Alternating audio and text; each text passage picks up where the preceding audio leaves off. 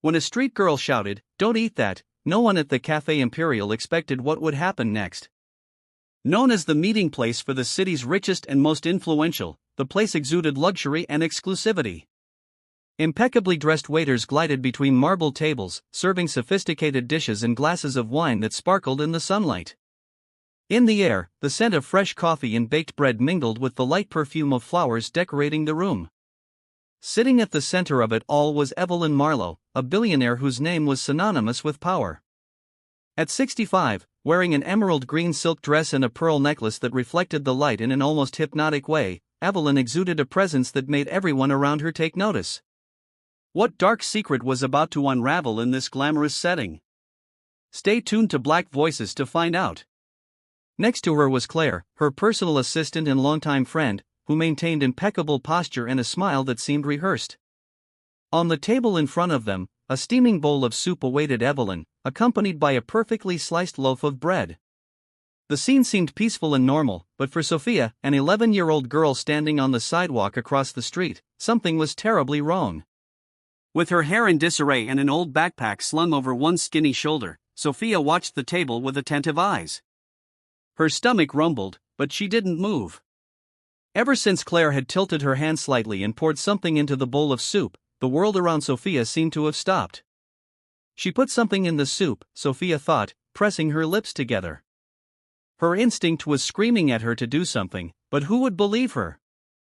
She was just a street girl, invisible to the people rushing past her. Can one small voice change the course of a billionaire's fate? Keep watching Black Voices to see how this unfolds. Inside the cafe, Evelyn picked up her silver spoon, about to taste the soup. Claire, her face serene, smiled at her. "You're going to love this recipe, Evelyn. It's a new dish from the chef. I made sure to order it especially for you." Sophia could no longer watch in silence. Her heart was pounding as her feet automatically took her to the entrance of the cafe. She pushed open the glass door, ignoring the maitre d's disapproving look, and ran towards Evelyn. "Don't eat that," shouted Sophia, her voice cutting through the buzz of conversation. The whole cafe fell silent. The cutlery stopped clinking, and all eyes turned to the thin girl who was now standing next to Evelyn's table. Evelyn's spoon froze a few centimeters from her lips as she stared at Sophia, confused. Claire was the first to react, her smile disappearing, giving way to a cold, calculating stare. "Who let that child in here?" she asked, her voice harsh and impatient. Sophia pointed directly at Claire, her hand shaking but her voice firm. "I saw you. You put something in her soup.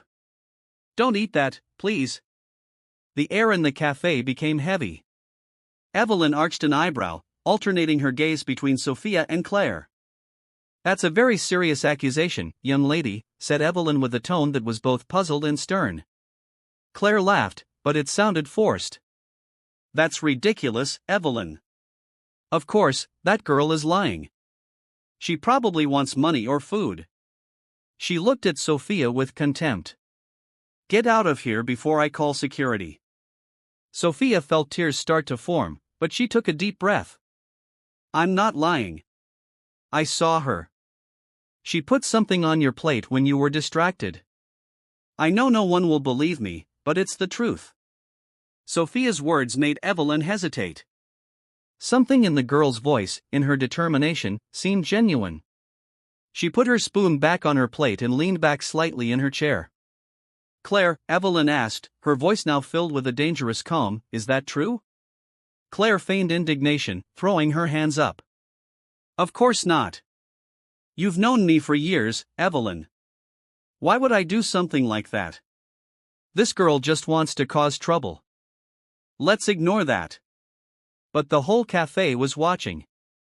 Murmurs began to spread around the tables, and some people started whispering to each other. Sophia looked around, feeling the weight of the stares, but refused to back down. "Get someone to test the soup," Sophia insisted. "A doctor, a laboratory, anything. But don't eat it. You could die." Evelyn narrowed her eyes. For the first time, Claire looked nervous. She was gripping the arm of the chair so tightly that her fingers were white. Evelyn noticed this, as well as the fact that Claire was avoiding her gaze. "Why are you so tense, Claire?" asked Evelyn with cutting calm. "Because this is all ridiculous," exploded Claire. "She's just a street girl. Let's not waste our time with this." Sophia stepped forward, pointing at the plate. "If you don't believe me, then eat it yourself." The challenge left Claire speechless for a moment. She looked at the plate, then at Evelyn, and slumped back in her chair. I don't need to prove anything to anyone," said Claire, her voice wavering. The maitre d', who had been watching the scene from afar, finally approached. "Mrs. Marlowe, should I call the police?" he asked, his voice formal. Evelyn nodded. "Yes. And take my phone. We'll have this soup analyzed immediately." Claire's face turned pale. She tried to get up, but Evelyn held up her hand, ordering her to stay where she was. The entire cafe was now completely silent, waiting to see what would happen next. Sophia felt a small sense of relief that Evelyn seemed to believe her, but she knew the worst was yet to come. The pieces were beginning to fall into place, but the mystery was still far from solved. The sound of police sirens echoed down the street as the murmurs in the Café Imperial grew louder. Evelyn remained seated, her posture rigid, her eyes fixed on Claire. The air was charged with tension. Claire tried to keep her composure, but the sweat on her forehead showed her nervousness. Sophia stood to the side, feeling the weight of everyone's attention but with her eyes firmly on the billionaire. She knew she couldn't turn back now.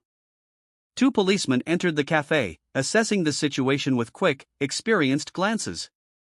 One of them, a tall man with broad shoulders and a serious expression, approached Evelyn. "Ms. Marlowe, we've received a call about a possible incident here. Can you tell us what's going on?" Evelyn pointed to the soup, still intact on her table. "This girl claims that my assistant put something in my food. I want this investigated immediately." The policeman looked at Sophia, who swallowed but kept her gaze steady. "Did you see something?" he asked. Sophia nodded quickly. "I did. She put some liquid in the soup when you weren't looking. I'm not lying." Claire stepped forward, her tone full of indignation. "This is absurd. She's a street child. She's probably making up this story to attract attention." The policeman raised his hand to silence her, then turned to Evelyn. "Do you want us to test the contents of the soup?" "Absolutely," replied Evelyn without hesitation. "I want to know the truth." Claire laughed nervously. "This is a waste of time. Anyone could have tampered with the soup. How can you be sure it was me?" The policeman's eyes narrowed. "In that case, we'll need the footage from the security cameras." "If you haven't done anything wrong, you have nothing to fear." The suggestion was a blow. Claire stood still for a moment before stammering, That's absurd. I won't stand for this ridiculous accusation." "It's not an accusation yet," said the policeman calmly but firmly. "It's an investigation." Evelyn crossed her arms, her expression impenetrable. "Claire, you're acting very defensively for someone who has nothing to hide." Claire opened her mouth to reply but was interrupted when the maitre d' returned, holding Evelyn's cell phone. He handed it over with a bow, and she quickly dialed a number. "Dr. Harris, this is Evelyn Marlowe. I need an urgent favor. Meet me at the Café Imperial." "It's about something that may have been put in my food," she said before hanging up. Sophia watched everything with her heart racing. Every second seemed to drag by in endless tension. Claire's gaze burned towards her, full of fury. "Do you think you've gained anything from this, young lady?" said Claire, her voice low and laced with venom. Sophia took a step back, but Evelyn held up a hand to silence Claire. "Stop it. If the girl is lying, the truth will come out. But if she's right," Evelyn paused, her eyes cold as ice, "then you'll be responsible for the consequences." The next few minutes were a tense silence until a middle-aged man entered the cafe, carrying a briefcase. Dr. Harris greeted Evelyn, pointing to the soup. "I want you to analyze this immediately." The doctor took samples and began his work while everyone watched with attentive eyes. Claire, now cornered, tried one last resort. "Evelyn, this is ridiculous. Years of loyalty, and you're treating me like a criminal on the word of a homeless child? Evelyn didn't answer. She just stared at Claire, her silence more powerful than any words. The doctor looked up after completing the preliminary tests. He seemed to hesitate, as if choosing his words carefully. There are traces of a substance in the soup. I can't confirm exactly what it is without more detailed tests, but it could be dangerous. The cafe erupted in murmurs. Evelyn paled, while Claire took a step back, her eyes wide. That doesn't prove anything, shouted Claire, her voice shaking. Anyone could have put that in. Sophia interrupted, her voice full of urgency. I saw you. You did it. Don't try to blame someone else. The policemen exchanged glances before one of them approached Claire. We're going to need you to come with us, ma'am. Claire stepped back, panic evident on her face. You're making a mistake, she shouted, but the policeman didn't hesitate. They put the handcuffs on her wrists as she protested furiously. Evelyn remained silent, watching as the woman she had trusted for years was taken away. Sophia stayed where she was, not knowing what to do or say. Finally, Evelyn turned to her, her eyes assessing the girl. You saved my life, young lady, said Evelyn, her voice soft but firm. Thank you. Sophia took a deep breath, feeling a wave of relief and emotion at the same time. But the story was far from over. As the police took Claire away for questioning, the Café Impérial slowly began to return to normal. The murmurs still echoed among the customers, but many began to disperse, clearly shaken by what they had witnessed. Evelyn remained seated, her eyes fixed on the soup in front of her, as if she were trying to process everything that had just happened. Sophia continued to stand to the side, unsure of what would happen next. Evelyn looked at the girl, her gaze softer now but still full of a gravity that denoted the impact of the moment. What's your name? She finally asked. Sophia, replied the girl, her voice low but firm. Evelyn repeated, as if testing the name on her lips, Sophia. Why did you do it? Why did you risk everything to warn me? Sophia swallowed before answering. Because it was the right thing to do. I couldn't just watch and do nothing. No matter who you are, nobody deserves that. The girl's words were simple but loaded with a wisdom that seemed greater than her age. Evelyn leaned forward, interlacing her hands. You have a courage that many people lack. And for that, I owe you my life. Sophia blushed, looking away. You don't have to thank me. I just did what anyone should do. Evelyn laughed softly, without humor. Anyone should, but not everyone would. You're special, Sophia. She paused, studying the girl. And from what I can see, you haven't had an easy life. Sophia hesitated but finally nodded. No, I haven't. But that doesn't matter now. Evelyn leaned back in her chair, crossing her arms. Yes, it does. Where are you living? Sophia looked down at the floor, her fingers playing nervously with the hem of her worn sweatshirt. Nowhere, really. I go where I can. I sleep where I can. The billionaire remained silent for a moment, absorbing those words. Then she made a decision. This ends today. Sophia frowned, confused. What ends?